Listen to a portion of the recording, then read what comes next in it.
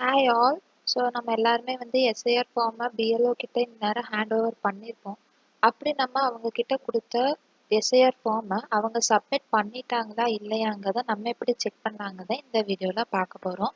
அதுக்கு வந்து ஃபர்ஸ்ட் வந்து நம்மளோட கவர்மெண்ட்டோட அஃபிஷியல் வெப்சைட்டுக்கு நம்ம போயிடலாம்.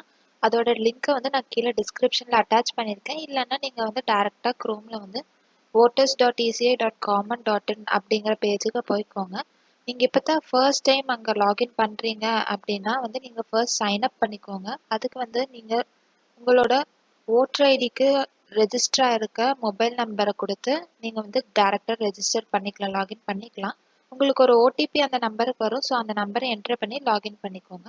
நீங்கள் ஒன்ஸ் லாகின் பண்ணதுக்கப்புறம் இந்த டேஷ்போர்டில் இங்கே வந்து உங்களுக்கு ஃபில் எனுமரேஷன் ஃபார்ம் அப்படிங்கிற ஆப்ஷன் வந்து இருக்கும். ஸோ அதை கிளிக் பண்ணிக்கோங்க. அதுக்குள்ளே போனீங்கன்னா இங்கே செலக்ட் ஸ்டேட் இருக்கும். உங்களோட ஸ்டேட்டை செலக்ட் பண்ணிக்கோங்க.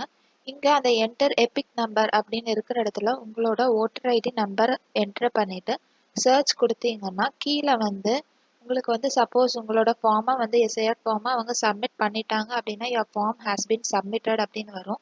இல்லை உங்களுக்கு நாட் சப்மிட்டட் அப்படின்னு வருதுன்னா நீங்கள் யார்கிட்ட கொடுத்தீங்களோ அவங்க கிட்ட கால் பண்ணி கன்ஃபார்ம் பண்ணிக்கோங்க.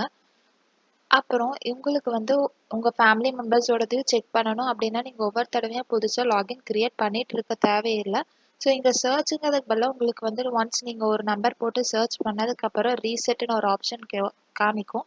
ஸோ அதை வந்து நீங்கள் கொடுத்தீங்கன்னா இதே மாதிரி திருப்பி வந்து உங்களுக்கு வந்து ஸ்டேட் செலக்ட் பண்ணி நம்பர் என்ட்ரு பண்ணுறதுக்கு வரும். ஸோ நீங்கள் வந்து அதை யூஸ் பண்ணி எல்லாத்தோடதையும் வெரிஃபை பண்ணிக்கலாம். உங்களுக்கு இந்த வீடியோ பிடிச்சிருந்துச்சுன்னா லைக் பண்ணிக்கோங்க. இந்த மாதிரி மோர் யூஸ்ஃபுல் வீடியோஸ் பார்க்கறதுக்கு மறக்காமல் சப்ஸ்கிரைப் பண்ணி வச்சுக்கோங்க.